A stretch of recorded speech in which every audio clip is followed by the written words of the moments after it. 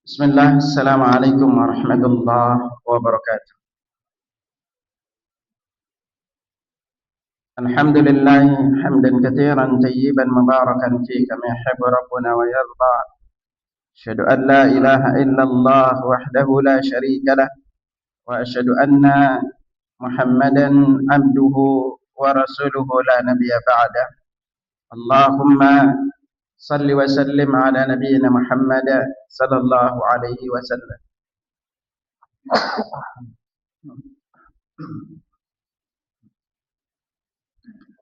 Alhamdulillah, Allah Subhanahu wa taala senantiasa memberikan kita nikmat kesehatan, memanjangkan usia kita sampai kita berada di penghujung bulan Syawal.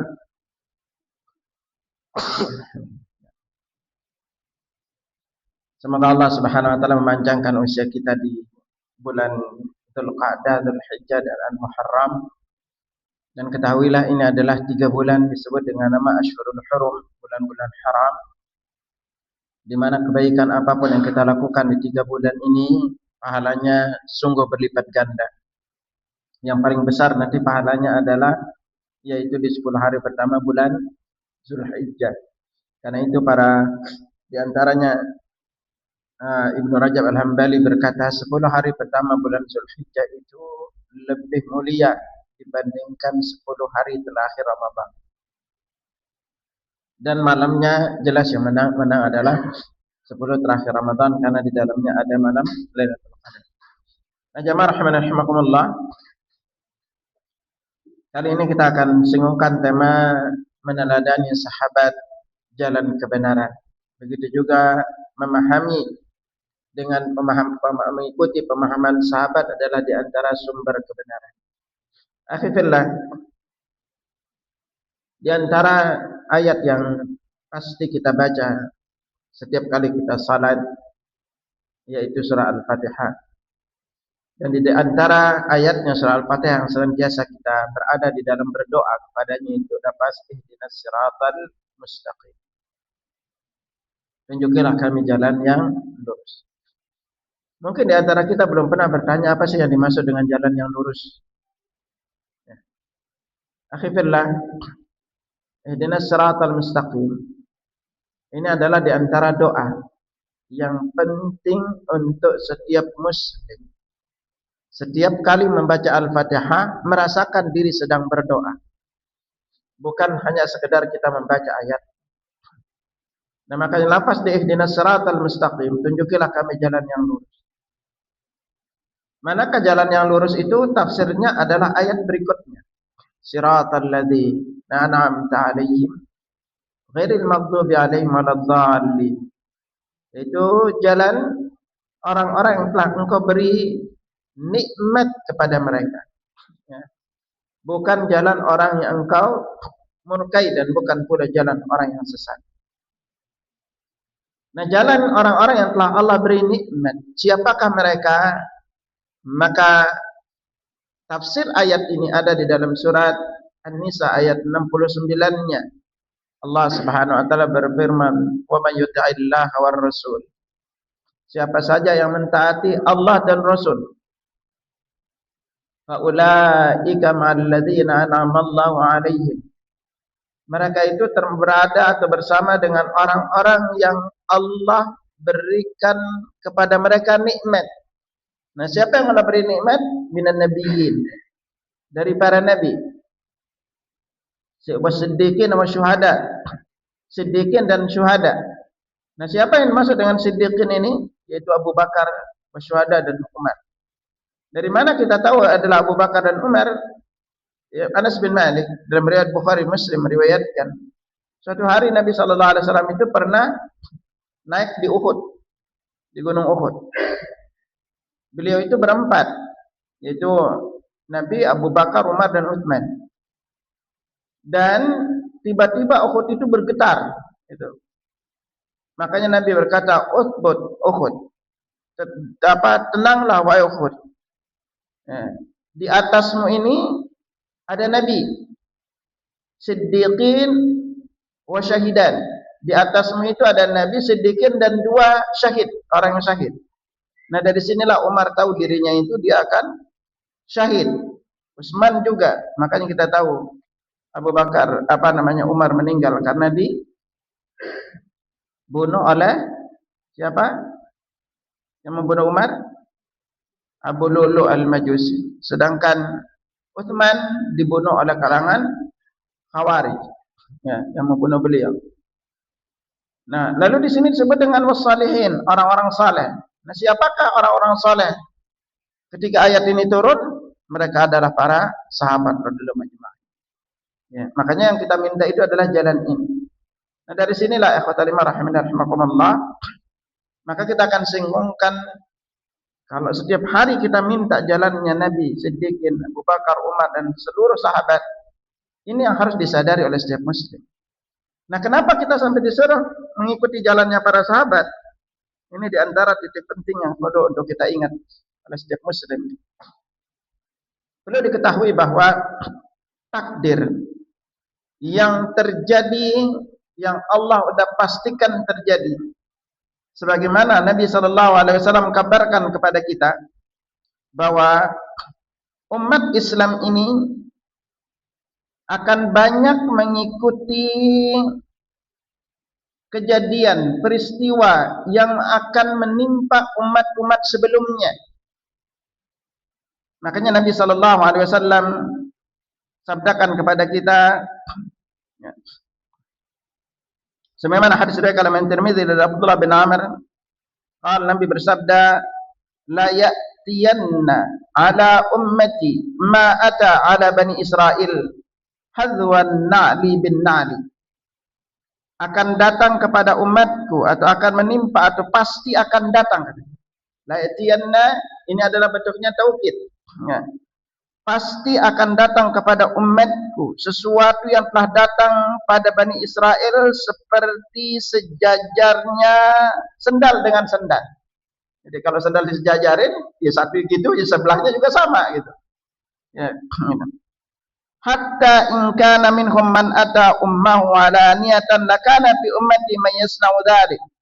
Sampai Nabi sabdakan, seandainya atau sehingga apabila di antara Bani Israel itu ada yang menggauli ibu kandungnya terang-terangan, maka pasti di antara umatku ada yang melakukan demikian juga. Subhanallah. Allahu Akbar. Ini yang terjadi. Jadi makanya salah satu itu nanti ada orang yang akan berzina dengan ibunya. Udah terjadi apa enggak sekarang? Banyak terjadi, Pak. Ya. Itu menzinahi ibunya itu. Nah, lalu Nabi lanjutkan apa? Berikutnya, wa inna bani Israil tafarraqat ala thintaini wa sab'ina millah. Dan sesungguhnya Bani Israel itu terpecah menjadi 72 golongan.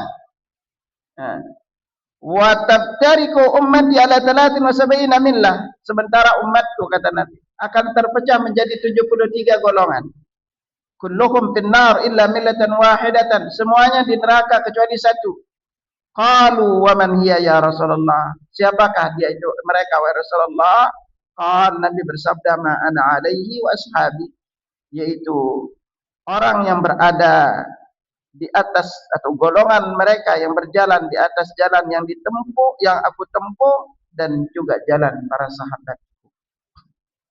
Nah, hadis ini dengan beberapa hadis lainnya yang menggambarkan bahwa peristiwa takdir Allah yang akan terjadi pada umat ini, bahwa umat ini akan terpecah belah. Bayangin aja, 72 banding 1.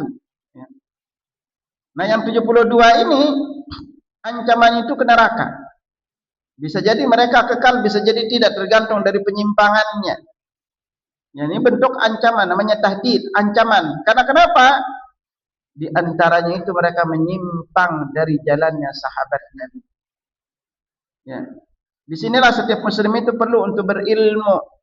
Karena siratal mustaqim yang kita minta itu adalah jalannya para sahabat. Ya. Makanya siapakah yang disebut dengan nama sahabat? Ini juga penting untuk kita pahami sebagai muslimnya. As-sahabah, definisi sahabat, para ulama mendefinisikannya dengan beberapa definisi. Di antaranya adalah Definisinya yaitu man ra'an nabi. Penjelasan lain man laqiyan nabi. Siapa yang bertemu nabi atau melihat nabi. Jadi kalau dia bertemu, udah dia ataupun dia melihat. Nah, apakah ini cukup? Tidak. Karena ada yang bertemu nabi juga, banyak yang bertemu dengan nabi. Tapi syarat yang kedua harus ada. Wa amana bihi. Dia beriman. Dia beriman dengan nabi. Jadi dia bertemu nabi, kemudian dia beriman. Karena ada yang bertemu nabi tidak beriman. Banyak.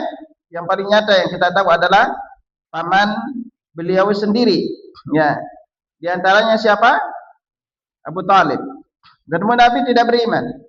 Tapi enggak cukup dia bertemu nabi dan beriman. Maka syarat yang ketiga itu harus ada wa mata alaihi, dia meninggal di atas keimanan. Karena ada yang bertemu nabi lalu beriman dan setelah nabi wafat maka dia pun murtad. Di antaranya siapa? Musailamah al-Kadzdzab. Orang yang pertama kali mengaku sebagai nabi, itu namanya Musailamah. Nah, dari sini jamaah sekalian, di antara pertanyaan yang harus selalu kita tanyakan pada diri, kenapa kita disuruh mengikuti sahabat Nabi? Makanya dari sini penting untuk kita pelajari kenapa Allah sampai menyuruh kita mengikuti sahabat Nabi. Ikhwatul iman rahimakumullah, kalau kita buka Al-Quran dan Sunnah, maka kita akan mendapatkan begitu banyak pujian yang Allah dan Rasulnya puji. Berikan pujian kepada sahabat Nabi ini. Di antaranya ayat yang perlu jamaah ingat itu adalah surat At-Taubah ayat 100-nya. Allah Subhanahu wa taala berfirman, "Was-sabiqunal awwaluna minal muhajirin wal ansar." Orang-orang yang pertama beriman dari kalangan muhajirin dan ansar. Muhajirin adalah sahabat yang hijrah dari Makkah ke Madinah. Sedangkan ansar adalah penduduk Madinah, baik itu dari kalangan suku Aus maupun suku Hadraj. Ya, ini mereka-mereka yang pertama-tama beriman dari kalangan muhajirin dan ansar. Lalu Allah lanjutkan walladzina tabauhum biihsan, dan orang-orang yang mengikuti mereka. Yang mengikuti siapa? Yaitu sahabat Nabi ini. Biihsan, dengan baik. Nah, kalau udah seperti ini apa janji Allah? Radhiyallahu anhum wa radu an. Allah redha kepada mereka dan mereka pun redha kepada Allah. Makanya karena mereka melakukan ini, Allah pun memberikan mereka balasan, a'addallahu lahum jannatin tajri tahtaha al-anhar khalidina fiha wa dzalikal fawzul 'adzim. Nah, janjinya Allah berikan kepada mereka itu surga yang mengalir di bawahnya sungai-sungai, mereka kekal di dalamnya, dan itulah keberuntungan yang besar. Ya. Nah, ini janjinya ya mas kalian kalau kita mengikuti jalannya para sahabat. Ya. Nah, maka dari sinilah diantaranya juga Allah Subhanahu Wa Taala firmankan kepada kita, fa in amanu bimithli ma amantum bi faqad ihtadaw. Kalau mereka beriman seperti imanmu, maka sungguh mereka itu telah mendapatkan petunjuk. Jadi ciri kita berada di atas petunjuk Allah adalah apabila kita beriman sebagaimana imannya para sahabat. Nah, inilah diantara ilmu yang harus kita pelajari, ya, agar kita tidak bingung. Karena Nabi Muhammad SAW setelah memberitahukan kepada kita ini bahwa umatnya akan terpecah belah, bahkan dalam hadis lainnya Nabi SAW bersabda, itu ketika Nabi SAW memberikan wasiat kepada para sahabatnya, innahu may ya'ish minkum fa sayara ikhtilafan katsira.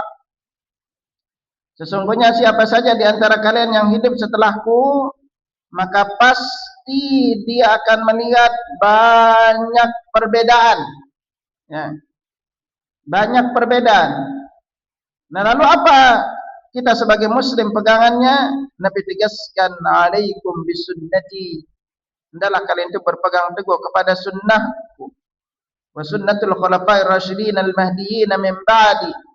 Dan sunnah para khulafa'ir rasyidin setelahku. Addu 'alaiha bin nawajid. Gigit dengan gigi geraham kalian. Wa iyyakum muhdatsatil umur. Hati-hati kalian dengan perkara-perkara baru di dalam agama. Fa inna kulla muhdatsatin bid'ah. Karena setiap perkara yang baru dalam agama itu disebut dengan nama bid'ah. Ya.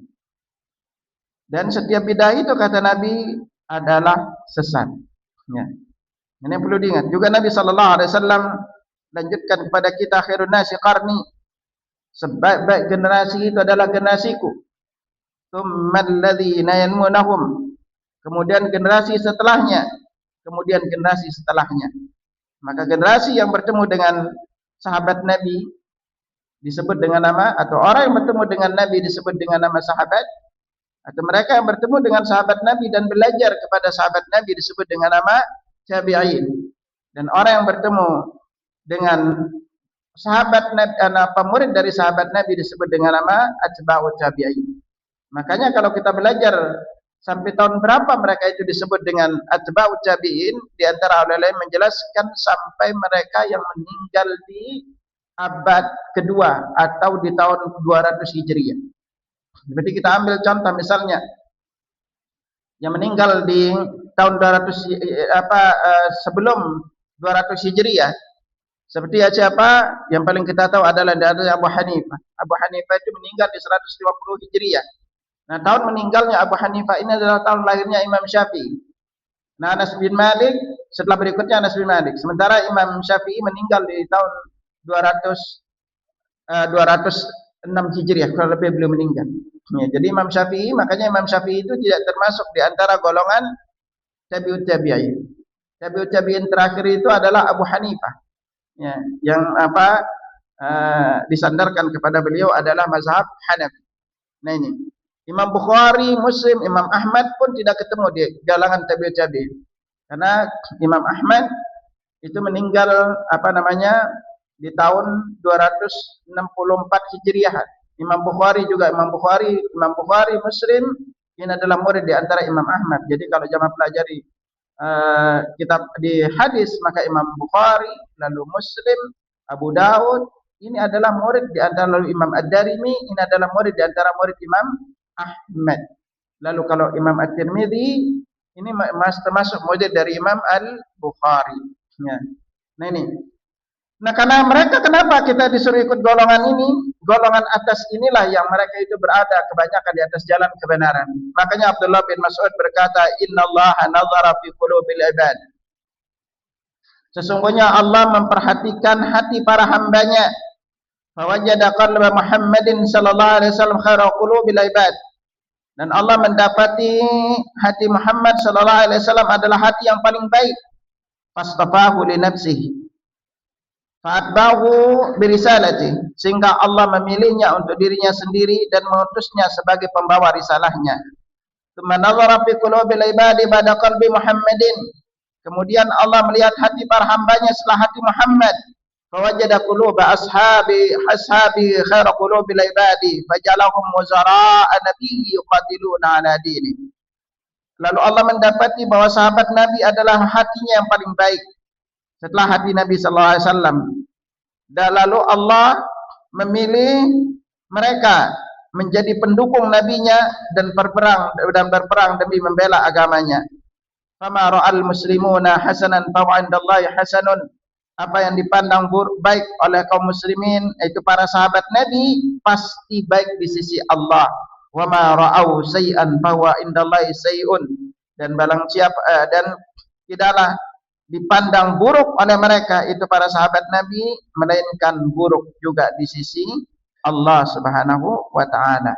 Nah ini akhwatul iman. Makanya kita disuruh mengikuti sajalan sahabat Nabi ini refleksi daripada doa yang terus kita baca setiap harinya. Nah dari sinilah akhirnya kita belajar apa?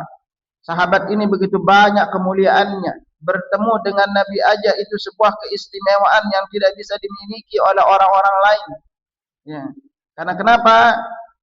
Apapun yang terjadi di sahabat Nabi ini, semua itu Allah telah redai mereka. Allah sudah tahu akan pasti terjadi perselisihan di antara mereka, tetapi Allah tetap menyatakan bahwa Allah meredai mereka. Maka dari sini setiap muslim yang harus dipegang oleh kita adalah tidak boleh seorang muslim siapapun dia untuk mencela sahabat Nabi sallallahu alaihi wasallam. Tidak boleh. Bahkan termasuk di antara perkara yang hukumnya haram untuk kita mencela sahabat Nabi. Ya. Makanya Nabi sallallahu alaihi wasallam bersabda, "La tasubbu ashabi." Jangan kalian mencela sahabatku. Walladzi nafsi biyadihi, demi jiwaku yang ada di tangannya. Demi jiwaku yang ada di tangannya, law an ahadakum anfaqa mithla Uhudin dhahaban. Andai salah seorang di antara kalian itu menginfakkan emas sebesar gunung, ma balagha mudda ahadihim wala nasiba. Tidak akan mampu mengungguli pahala mereka apa yang mereka sedekahkan satu mud. Satu mud itu kalau kita di bahasa ini, satu mud itu ketika kita ngambil air dengan dua telapak tangan digabungkan, itu namanya satu mud. Setengahnya aja kata Nabi itu enggak mampu mengungguli pahala mereka. Bahkan sampai Umar bin Khattab berkata, "Fali maqami ahadihim la tasubbu ashabu Muhammadin." Jangan kamu cela sahabatnya Muhammad. Ya, berdiri mereka ibadah 1 jam lebih baik dibanding ibadah kalian itu selama 40 tahun. Makanya Nabi juga sabdakan kepada kita, "Man sabba ashabi." Siapa saja yang mencela sahabatku, fa alaihi la'natullahi wal malaikati wan nasi ajma'in. Maka dia akan mendapatkan laknat Allah, malaikat dan seluruh manusia. Orang-orang yang mencela sahabat Nabi sallallahu alaihi wasallam. Makanya di sini kita belajar ikhwatul iman, jangan sampai kita termasuk di antara kelompok-kelompok juga yang mendukung orang-orang yang mencela sahabat Nabi. Karena satu-satunya di antara kelompok yang mencela sahabat Nabi itu adalah kelompok Syiah. Syiah Rafidhah. Syiah ini memang terbagi menjadi berbagai macam kelompok, Pak. Yang paling keras permusuhannya, yang paling dekat dengan Ahlus Sunnah itu namanya Syiah Zaidiyah. Ini kebanyakan berada di Yaman. Adapun Syiah Rafidhah, satu-satunya sekarang yang memegang Syiah Rafidhah dengan Syiah Nusairiyah. Ini dua-duanya ini para sahabat, para ulama standar mengatakan mereka itu rata-rata kafir. Ya. Terutama Syiah Rafidhah. Karena kalau kita belajar di Syiah, terutama sekarang Syiah Ithna Asyar namanya. Syiah Imam 12, ya. Kalau Bapak pelajarin satu persatu apa yang mereka yakini dan akidah mereka, kalau Syiah Nusairiyah ini berkeyakinan Ali itu adalah Tuhan, ya. Nah inilah Syiah Nusairiyah ini pimpinan Bashar Asad ini. Syiah Nusairiyah ini pimpinan Bashar Asad. Mereka berkeyakinan Ali itu sebagai Tuhan. Sedangkan kalau yang memimpin Iran saat ini adalah namanya Syiah Rafidhah. Nah Syiah Rafidhah ini, maka mereka itu di antara akidah wajibnya yang menjadi bagian dari agamanya adalah di antaranya itu mengutuk sahabat Nabi. Ini akidah mereka. Makanya kalau Bapak pelajarin syahadatnya Syiah Rafidhah, maka kita akan temukan, dan Bapak kalau pernah pergi ke Iran, dengar azannya aja, azannya udah berbeda dengan kita. Ada tambahan azannya. Setelah hayal salah, hayal falah, kalau kita kan langsung la ilaha illallah, maka mereka menambahkan dengan lafaz inna aliyan waliyullah. Ya, ini diantaranya azannya sendiri. Yang paling kunci itu di syahadatnya, Pak. Syahadat Syiah itu ada yang 4 dan ada yang 5. Setelah 2 kalimat syahadat asyhadu an la ilaha illallah wa asyhadu anna muhammadar rasulullah, maka mereka tambahkan syahadat yang ke-3. Apa bunyinya? Wa anna aliyan waliyullah. Ini syahadatnya. Jadi Ali itu adalah wali Allah. Dan kalau Bapak udah ucap 3 syahadat ini, maka harus ucap konsekuensi dari syahadatnya yang keempat. Apa itu? Yaitu melaknat sahabat. Makanya mereka syahadatnya berikutnya apa? Wa anna Aba Bakrin wa Umar wa Aisyah wa Hafsah finnar. Itu Abu Bakar, sesungguhnya Abu Bakar, Umar, Aisyah dan Hafsah semuanya itu di neraka. Ini syahadatnya. Kalau Bapak tidak mengucap ini, maka tidak akan masuk di dalam lingkungan Syiah. Itu. Jadi makanya satu-satunya kelompok dari 72 kelompok ini, Pak, itu yang penyimpangan mereka itu semakin besar adalah salah satunya itu adalah laknatnya sahabat. Ya, satu-satunya kelompok. Nah, makanya dari sini jamaah sekalian perlu untuk kita ingat agar jamaah paham bahwa ibadah kita, perbedaan kita dengan Syiah bukan perbedaan fikih. Karena mereka memiliki fikih Ja'fari namanya.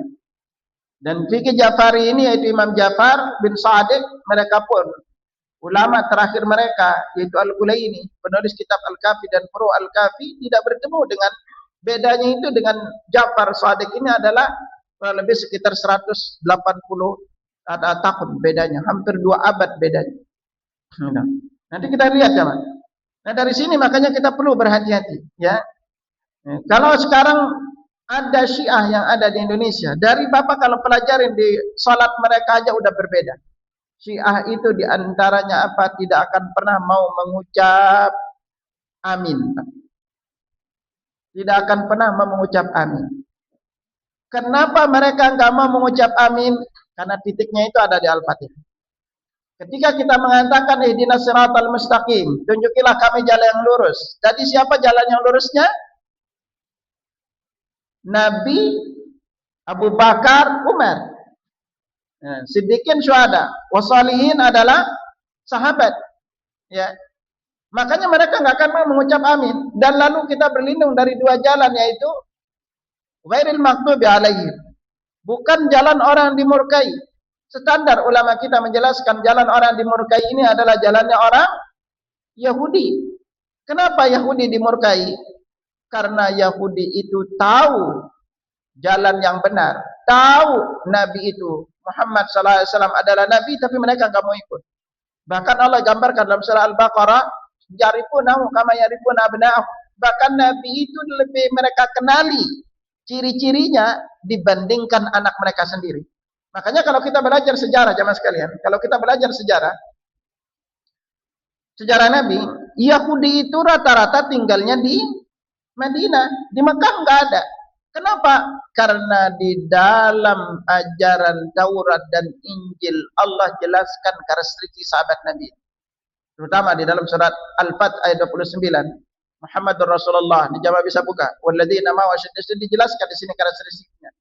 Nah, di antara karakteristiknya itu adalah bahwa Nabi akhir zaman itu akan hijrah ke wilayah yang banyak pohon kurmanya. Nah, kita tahu bahwa Mekah itu enggak punya pohon, sedikit pohon kurmanya. Yang banyak punya pohon kurma adalah Madinah. Lalu penjelasan keduanya akan mereka berada di sebuah daerah yang terletak di antara 2 bukit. Dalam bahasa di kitab Injil mereka atau kitab Taurat mereka disebut dengan nama wilayah itu Faron. Faron itu adalah di antara bukit Uhud, 2 bukit, salah satunya bukit Uhud. Akhirnya mereka masuklah ke sana, menunggu Nabi itu. Tapi setelah mereka tahu Nabi itu adalah dari Arab, bukan dari golongan mereka, maka mereka itu mengingkari Nabi tersebut. Nah, itu yang menyebabkan mereka selalu bermusuhan dengan Islam. Waladhdallin, dan bukan jalan orang sesat, itu Nasrani. Kenapa Nasrani dikatakan sesat?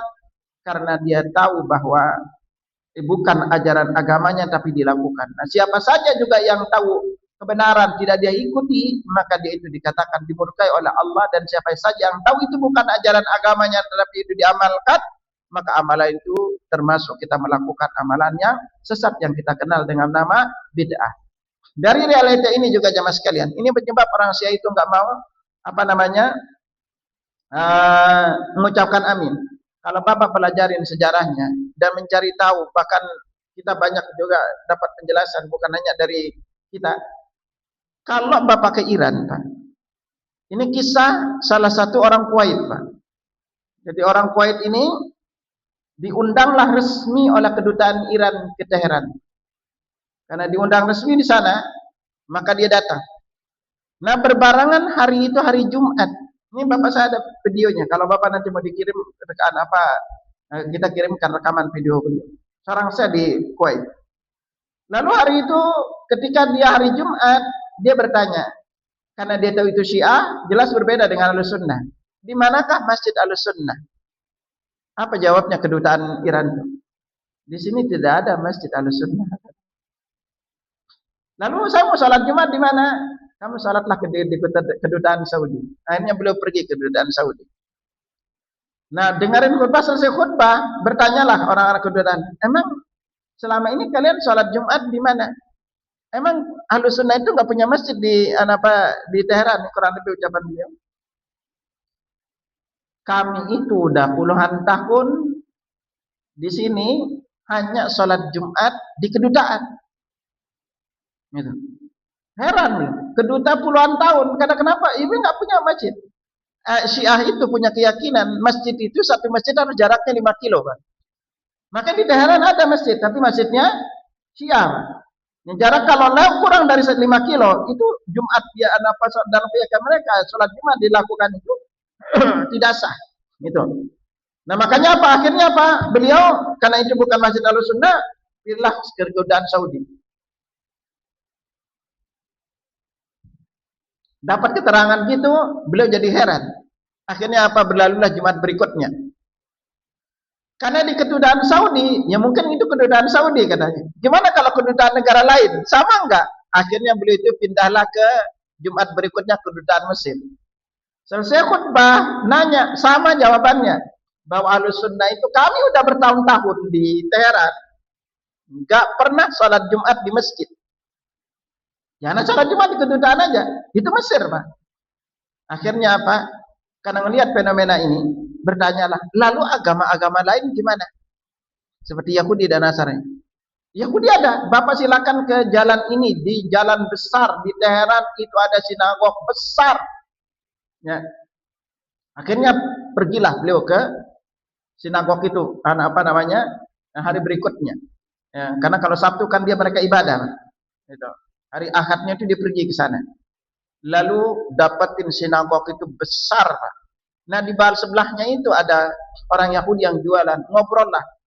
Ternyata apa? Dia itu juga udah bertahun-tahun dengan kelompok Yahudinya ada di sana. Akhirnya karena terkejut perkara ini, beliau punya inisiatif, kenapa kita tidak beli tanah agar bisa bangun Masjid Ahlussunnah. Akhirnya beliau pulanglah ke Kuwait. Nah, berbarengan setelah beliau di Kuwait, diteleponlah salah satu kenalan beliau, ya, yang ada di kedutaan Iran di Kuwait.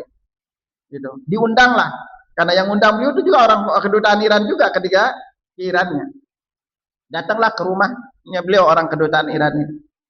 Lalu beliau mengusulkan, boleh enggak kami di Teheran itu membeli sebidang tanah untuk kami bangun Masjid Ahlussunnah, sehingga mereka atau orang-orang kedutaan atau saudara-saudara kami yang Ahlussunnah itu bisa sholat Jumat. Lalu apa? Orang kedutaan Iran ini ketawa. Kenapa kamu ketawa? Katanya gitu. Gak mungkin, Pak, gitu kan. Kok bisa gak mungkin? Dia udah mengatakan kami akan biayai semuanya. Ini Kuwait, Pak. Yang biasa, Pak. Dia bilang gak mungkin, Pak. Kenapa kok gak mungkin? Kenapa? Gitu. Lalu dijawab, bapakku yang membuat peraturan kalian Ahlussunnah nggak boleh bangun masjid di Teheran. Dan ternyata diteliti, Pak. Perlu Bapak ketahui. Sinagog Yahudi dan gereja di Teheran itu jumlahnya sampai 300-an. Tapi tidak ada satupun masjid Ahlussunnah. Dan kalau Bapak pelajarin Yahudi begitu banyak di Teheran, di Iran secara umumnya. Kenapa, Pak? Ingat, kita pelajarin Dajjal akhir zaman akan muncul di wilayah Asbahan. Asbahan ini sekarang wilayahnya Iran. dan nanti akan diikuti oleh 70.000 Yahudi Bani Asbahan. Jadi sekarang mereka pindah ke sana karena mereka tahu. Dan kalau Bapak pelajarin nanti Dajjal itu akan dibunuh di mana dibunuhnya? Di Palestina, Pak. Dajjal itu akan dibunuh di Palestina oleh Nabi Isa dan Imam Mahdi, ya. Dan dia akan dibunuh di wilayah namanya Babul Lud.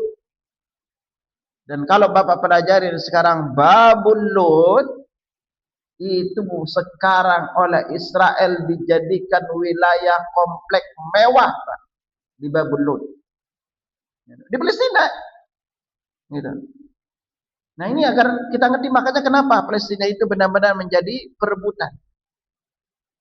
Dan kalau sekarang Bapak dapat kabar bahwa Syiah, terutama Iran, berperang untuk Palestina, catat baik-baik, Pak.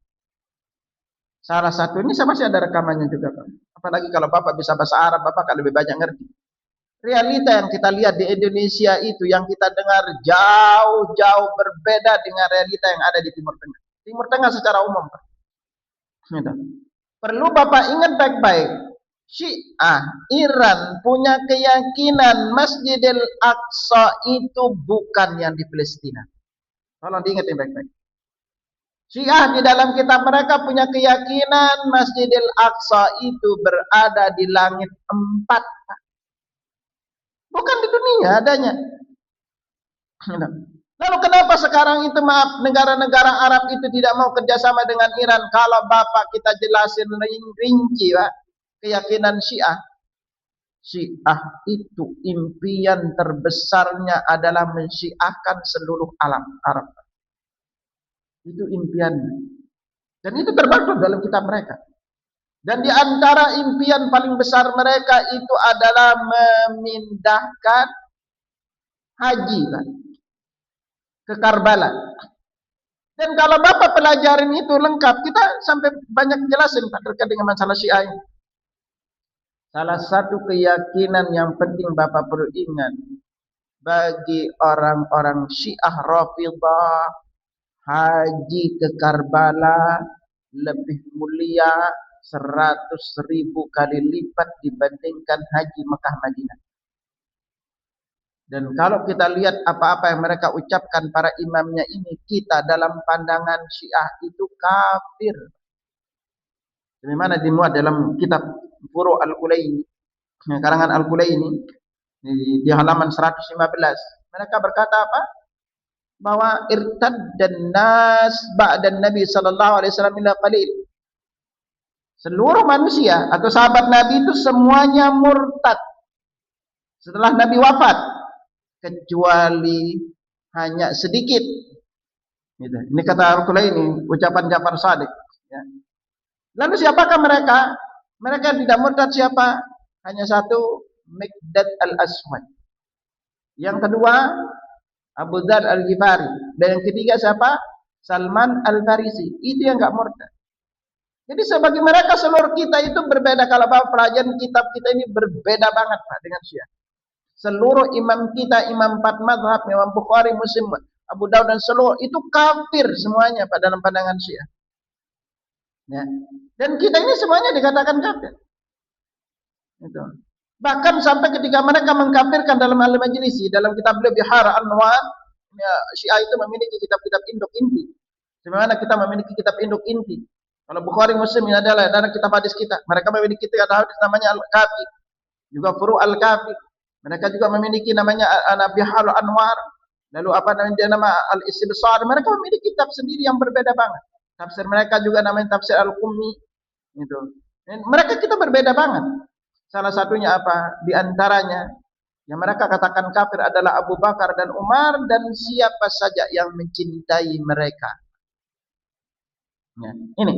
Kalau Bapak pelajaran ajaran Syiah itu mirip dengan Yahudi. Salah satunya apa contoh? Syiah itu tidak akan mau tadi mengucap amin. Karena dia tahu isi kandungan lafaz Al-Fatihah itu. Dan kalau kita pelajarin, Bapak perhatikan, mereka itu kalau sholat tidak akan pernah mau salam, Pak. Mereka akan tepuk pahanya. Nah, ketika mereka tepuk paha, maka mereka mengucapkan lafaz khanal amin, khanal amin. Apa arti khanal amin? Berkhianat al-amin. Telah berkhianat al-amin. Nah, siapa yang dimaksud dengan al-amin? Maksudnya siapa?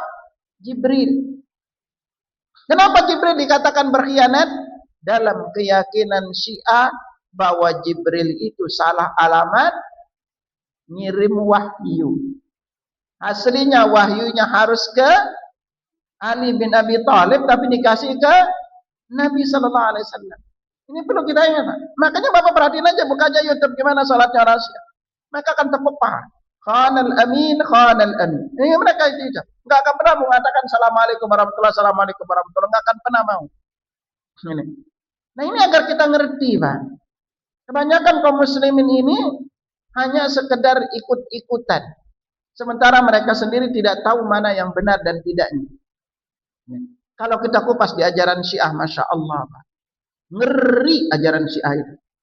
Sampai-sampai mereka punya keyakinan salah satu nama pintu neraka itu Aisyah. Salah satu di antara nama pintu neraka. Nah, kita ngerti nih. Gitu. Saking bencinya. Nah, sekarang kalau Syiah ada di Indonesia, Pak. Bapak lihat, buka aja di Google, Pak. Cari. Di Iran itu sekarang bertebaran penyakit AIDS, Pak. HIV. Dan jutaan anak-anak Iran itu nggak tahu siapa bapaknya. Ya. Ini saya bisa kirimin tuh. Sampai di Indonesia, contohnya apa? Di antara beberapa tempat mereka bilang itu bagi Syiah itu nikah mut'ah itu halal. Ya. Bagi kita haram. Dan mereka ngerti banget nikah mut'ah itu adalah hitungannya bapak mau bayar berapa maharnya, lalu dipakai berapa lama, Pak. Itu nikah mut'ah. Ya. Bapak sekarang udah ada mahar, tinggal mau pakai berapa lama, sampai berapa lama rekannya, mau seminggu, mau sehari, mau sejam juga jadi, Pak. Itu nikah mut'ah, Pak. Ya. Dan kalau kita lihat seperti ini, bapak nikah, kalau kerennya kita kan nikah kontrak. Nikah kontraknya mau sejam bisa, Pak. Mau sehari bisa. Selesai itu lepas. Lalu apa artinya ini, Pak? Kalau udah nikahnya cuma sejam, Pak. Apa bedanya dengan bayar pelacur? Cuma kedoknya aja agama. Sekarang kalau karena hubungan suami istri sejam, Pak, lalu tuh anak hamil, siapa jadi ibunya? Siapa jadi ayahnya, bapaknya? Makanya kalau kita lihat di berita-berita, Pak, Iran itu berkembang pesat namanya penyakit HIV. Karena kasus ini. Dan di setiap kalau kita pelajarin, kalau Bapak pelajarin sejarah, di setiap negara Iran masuk atau terjadi pembunuhan kaum muslimin, Iran itu, Syiah itu terlibat. Bapak baca sejarah gimana Tatar masuk ke Baghdad. Sampai-sampai salah satu, kenapa makanya Syiah di Malaysia dilarang? Syiah itu di Malaysia dilarang. Indonesia aja yang membolehkan. Dan kalau salah satu yang tonton video penjelasan dari salah satu dai di Malaysia, diteliti, Pak. Israel menguasai Palestina dari tahun berapa? Dan berapa, Pak? 1948, Pak. Sampai sekarang berarti Israel udah di Palestina udah berapa tahun, Pak? Ya nggak jauh beda sama kita merdeka, kan? Nggak jauh beda sama mereka. Berarti kita udah mereka berapa tahun, Pak? Sampai sekarang udah berapa tahun jadi? 80 kita ya? 80. Berarti Israel udah di Palestina berapa tahun? Hah? Berapa tahun? Udah 77, Pak ya? 77 tahun, 87 tahun. Dan diteliti, Pak. Banyaknya kaum muslimin yang saudara-saudara kita di Palestina yang dibunuh oleh Israel selama 73 tahun ini, Pak. 77 tahun lah, 77 tahun sekian. Nah, dibandingkan saudara-saudara kita yang dibunuh oleh Syiah Nusairiyah di Syria, Pak. Syria doang, Pak. Jumlahnya berkali-kali lipat. Hanya Syria itu, Nusiri itu hanya 3 tahun dipimpin Bashar Assad. Dan yang dibunuh saudara kita kemarin saya jelaskan, saya kemarin ini videonya dari penjelasan Presiden Syria sekarang. Yang meninggal kaum muslimin di masa pemerintahan Bashar Assad itu yang dibunuh, Pak, itu 2 juta orang. 2 juta. Itu belum yang hilang. Yang tidak jelas. Itu yang menyebabkan kenapa kalau Syiah berkuasa itu pasti banyak darah kaum muslimin yang dibunuh. Karena kenapa? Bagi kita ini orang-orang di luar Syiah itu hukumnya kafir. Halal darahnya untuk dibunuh. Ini yang tidak disadari oleh kebanyakan kaum muslimin. Dan setiap kalau Bapak pelajarin kenapa Saddam Hussein hancur, Pak? Itu di kudeta, itu adalah kerjasama Syiah dengan Israel. Belum lagi kenapa namanya di masa lampau, itu yang menyebabkan saudara-saudara kita di Timur Tengah itu nggak mau ke Syiah Iran, karena kalau mereka ke Syiah Iran, targetnya itu menguasai Arab. Ini yang kalau kita itu nggak ngerti bahasa Arab, kalau Bapak ngerti bahasa Arab, kita kasih rujukan penjelasan para ulama-ulama Timur Tengah sendiri. Karena ini kasusnya itu bukan pengkhianatan, ini bukan sekali dua terjadi sepanjang sejarah. Kita yang nggak ngerti sejarah, kalau Bapak baca, silakan baca setiap pertumpahan darah kaum muslimin di berbagai negara Arab secara umum dari zamannya dulu sampai sekarang, itu semua itu pasti di belakang itu terlibat Syiah. Itu yang menyebabkan saudara-saudara kita di wilayah ini nggak mau bergabung dengan Syiah, karena mereka targetnya itu menguasai negara. Karena akidah mereka sendiri. Ini kalau suatu saat saya kupasin Bapak-Bapak pokok akidah Syiah, baru kita akan lihat. Kita itu ini bukan perkara sepele. Bukan karena kita tidak mau membela Iran, enggak, Pak. Karena akidahnya. Sekarang maaf, kalau Iran banyak, Syiah banyak di Indonesia. Saya ingat Bapak, redho enggak Bapak, jamaah sekalian? Setiap hari kuping kita akan dengar Abu Bakar, Umar, dan lainnya itu dilaknat. Apakah kita akan redho? Mereka mengatakan Aisyah dina, itu sampai mereka membuat acara. Nih, saya masih ada rekaman juga, Pak. Mereka membuat acara ulang tahun. Di sana tertulis apa? Itu laknat Umar itu. Ini ya. Dan kamar masuk, kalau Bapak baca di ajarannya Syiah juga, masuk kamar mandi itu doanya apa? Laknatullah ala Abi Bakrin wa Umar wa Utsman. Laknat Allah kepada Abu Bakar, Umar, Utsman. Itu doa masuk kamar mandinya. Dan enggak mungkin kita akan redha, Pak. Kalau ada di sini lalu setiap hari Bapak dengar itu Abu Bakar, Umar, Utsman, lalu Aisyah, Hafsah dilaknat, apakah kita yang mungkin orang-orang yang mereka bernisbah ke Syiah pusat-pusatnya mungkin dibayar lalu diam, tapi yang awam, Pak, siapa yang akan redha setiap hari dengar laknat ini, Pak? Nah, itu akan pasti akan banyak terjadi pertumpahan darah dan yang tidak bisa dipungkiri, Pak. Bapak lihat kasus-kasus di Bogor dan sekitarnya, Bogor, Cianjur sekitarnya. Siapa yang nikah kontrak? Adalah golong-golongan orang-orang Syiah. Dan nikah kontrak. Itu kalau kita baca, ya Allah, Pak. Makanya sampai salah satu di antara ulamanya yang mereka kembali kalau sunnah cerita. Jadi syekhnya ini, Pak, dia nikah kontrak dengan mut'ah dengan ibunya. Dari ibunya ini lahirlah seorang anak. Selang beberapa waktu, ternyata apa? Anaknya ini juga nikah mut'ah dengan syekhnya itu, dari bapaknya itu. Karena ini akan terus terjadi. Berapa banyak akan terjadi seperti ini. Nah, maka dari itu ya fatal iman, sampai para ulama seperti Imam Syafi'i mengatakan, apalagi ulama-ulama mazhab kita, itu orang paling dusta itu adalah Syiah. Orang yang paling dusta itu adalah Syiah. Ya. Karena mereka itu sudah menghalalkan berbagai macam cara. Kalau kita baca kitab-kitab mereka ini, itu isinya itu semua dengan kedustaan. Ya, terutama mereka sampai pembuat keutamaan Ali itu sampai mereka keyakinan yang mengatur alam raya ini adalah Ali. Dan Allah menciptakan alam raya ini dengan cahaya Fatimah. Dengan berbagai macam keyakinan. Dan berikutnya itu mereka selalu berdoa dengan menggunakan kalimat Ya Husain, Ya Ali. Kenapa mereka itu begitu mengagungkan Husain? Yang perlu diingat ya. Dan kenapa mereka tidak akan pernah mengagungkan Hasan? Padahal Nabi memiliki dua cucu, yaitu Hasan dan Husain. Itu kalau Bapak lihat di apa namanya spanduk mereka di apa namanya selain mereka itu selalu bilangnya Ya Husain, Ya Husain. Kenapa mereka mengagungkan Husain? Ini tidak lepas, Pak. Karena dari sini berawal kebencian mereka. Ingat kita tahu bahwa yang menghancurkan Persia itu Persia takluk di masa pemerintahan ya Pak?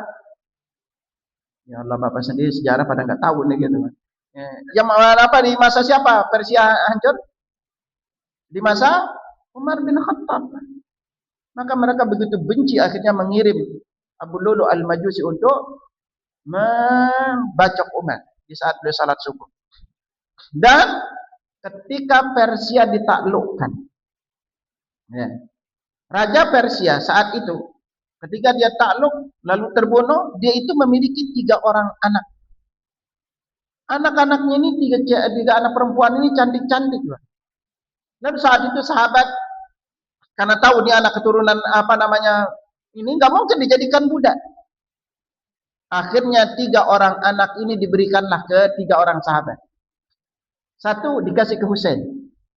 2 dikasih ke Abdullah bin Umar. Yang ketiga itu kalau dasar dikasih kepada Abdullah bin Mas'ud. 3 ini. Dan 12 imam dalam keyakinan Syiah itu semuanya lahir dari Husain. Dari keturunan Husain. Makanya mereka begitu mengagungkan Husain. Jadi mereka mengagungkan Husain itu karena di sana masih ada darah Persianya. Itu yang menyebabkan mereka itu nggak akan mungkin mengkafir. Makanya tadi yang tidak kafir sahabat siapa? Di antaranya adalah Salman Al-Farisi. Karena Salman Al-Farisi berasal dari Persia di masa itu. Gitu. Nah di sini makanya kepada teman-teman perlu ingat baik-baik. Itu kita bukannya karena membenci lainnya dan tidak mendukung enggak. Karena kalau Syiah itu berkembang di Indonesia akan banyak terjadi juga pertumpahan darah sebagaimana di negara-negara lain. Gitu. Karena Syiah itu bukan lagi masalah perbedaan kita mereka masuk kayak aliran yang 72 yang sisa enggak. Tapi mereka itu kalau masuk sudah akan masuk ke wilayah negara karena itu keyakinan mereka. Gitu. Di sini makanya itu yang menyebabkan negara-negara lain Malaysia makanya nggak mungkin Malaysia itu melarang tanpa alasan. Gitu. Belum lagi pola ibadah kita mereka berbeda. Lihat aja kalau Bapak saksikan ibadahnya itu udah tepuk dada berbagai macam yang mereka lakukan, teriak-teriak berdoa dengan menyebut nama Husain. Dan itu kita udah berbeda banget dari sisi ibadah kita. Dan yang paling tidak kita redha itu adalah masalah mereka pasti akan mencela sahabat.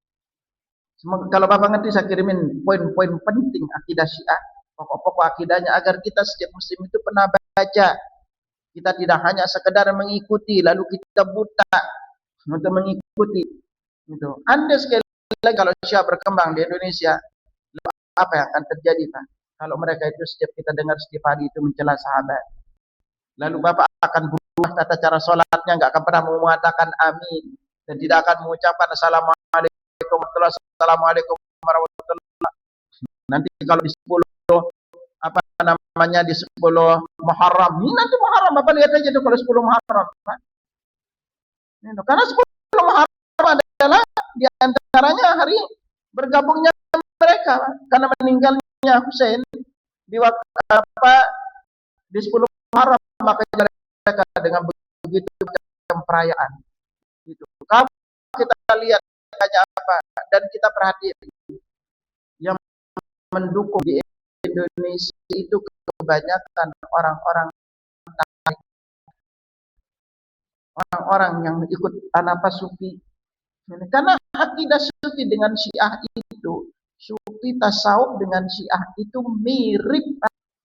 Kita mempelajari mirip. Itu terlalu berlebihan oleh Seolah-olah yang mengatur raya itu berdoanya kepada sebagai orang soleh, ngangkar selisih ini luar biasa. Kalau Bapak buka aja di YouTube, tanya gimana kuburan Abu itu begitu diagungkan. Apa Syiah diagungkan, Pak, disembah. Karena kepahlawan besar. Sementara kita itu saat membunuh Umar bin Khattab radhiyallahu anhu. Jadi nggak akan pernah bertemu, Pak. Sepanjang sejarah kita tidak akan pernah bertemu dengan akidah Syiah, terutama Syiah Rafidah. Dan Bapak perlu ingat baik-baik, kalau Bapak pelajarin akhir zaman, hadis-hadis akhir zaman Ahlus Sunnah akan berperang dengan Syiah. Akhir zaman. Gitu. Akhir zaman akan ini hadis-hadis kita belajar hadis-hadis zaman. Nah, karena itu akhwat lima rahimakumullah, kita enggak akan pernah redha dengan orang-orang yang mencela sahabat. Karena doa yang setiap hari kita baca ihdinas siratal mustaqim itu adalah jalannya para nabi, Siddiqin, Abu Bakar, Umar dan juga jalannya para sahabat. Kenapa mereka mencela sahabat dan tidak mengikuti sahabat? Kalau kita cela sahabat, terutama Aisyah. Aisyah adalah nomor 2 paling banyak meriwayatkan hadis setelah Abu Hurairah. Berapa banyak ajaran Islam akan tidak kita terima, Pak, akan kita cela. Dan kenapa mereka mencela hanya Abu Bakar, Umar, Pak, yang fokusnya dicela? Itu karena ingat, itu Umar terutama, Aisyah, Hafsah. Kenapa Aisyah dengan Hafsah? Tidak yang lain. Ingat, kita tahu Aisyah siapa, Pak? Adalah istrinya Nabi, anaknya Abu Bakar. Dan Hafsah siapa? Istri Nabi juga. Anak siapa Hafsah?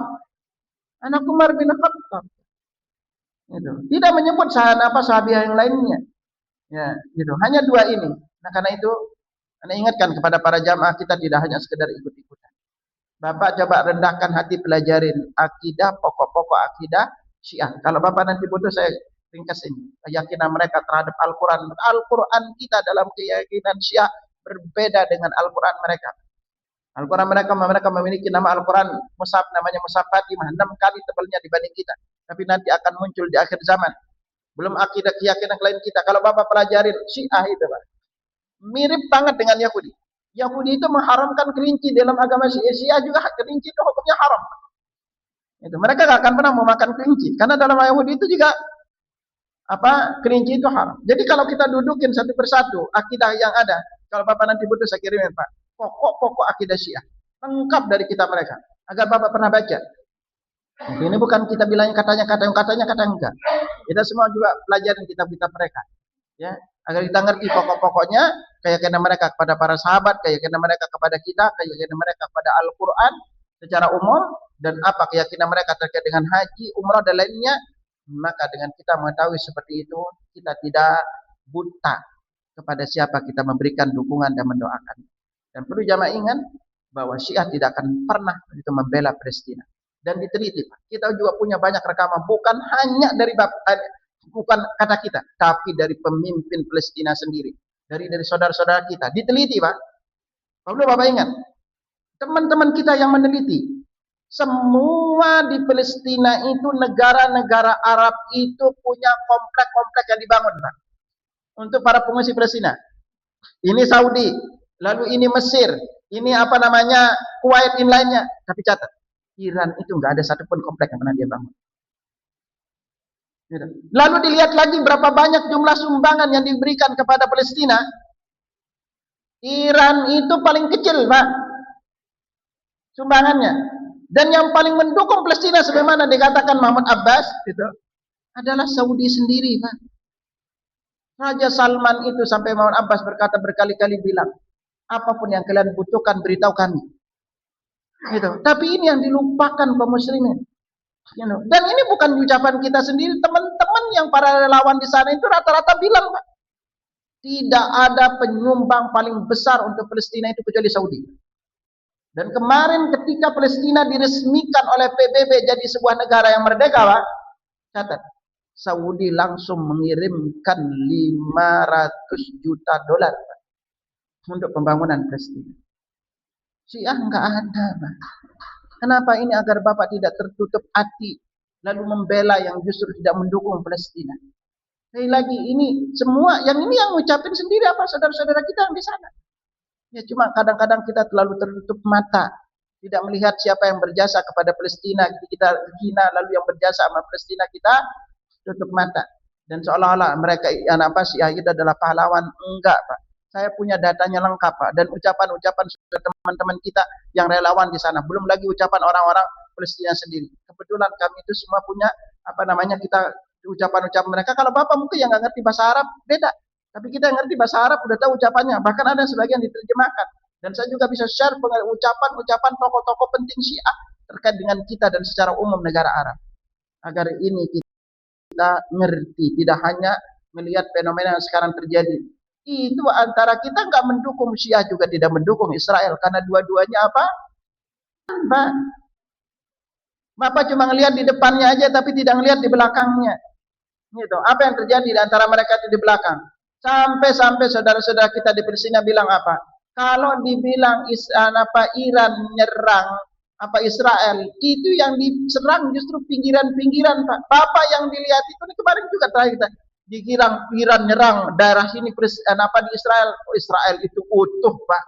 Hampir nggak ada yang terjadi. Kita cuma dilihat di TV lalu kita terima mentah-mentah semua berita di TV. Padahal itu juga jaringan mereka semua. Enggak seperti yang diberitakan di TV Israel hancur. Enggak, Pak. Itu sampai kemarin kami dapat berita bahwa wilayah ini yang diserang Israel. Langsung ini diberitahukan perjalanan beliau ke wilayah itu utuh wilayahnya. Gitu. Nah ini yang sedang-kadang kita itu begitu mengagung-agungkan seolah membela. Gimana membela punya keyakinan Palestina? Ingat sekali lagi, Palestina, Masjidil Aqsa dalam keyakinan Syiah bukan yang di Palestina, tapi mereka punya keyakinan di langit keempat. Nah ini belajarlah untuk terima berita dengan lebih bijak agar kita tidak hanya sekedar menerima lalu kita mendukung negara-negara justru yang tidak mendukung Palestina, tetapi kita membelanya sementara negara-negara yang mendukung Palestina justru menjadi sasaran celaan kita sendiri. Wallahu a'lam bishawab. Ada yang tanyain? Ada? Enggak ada.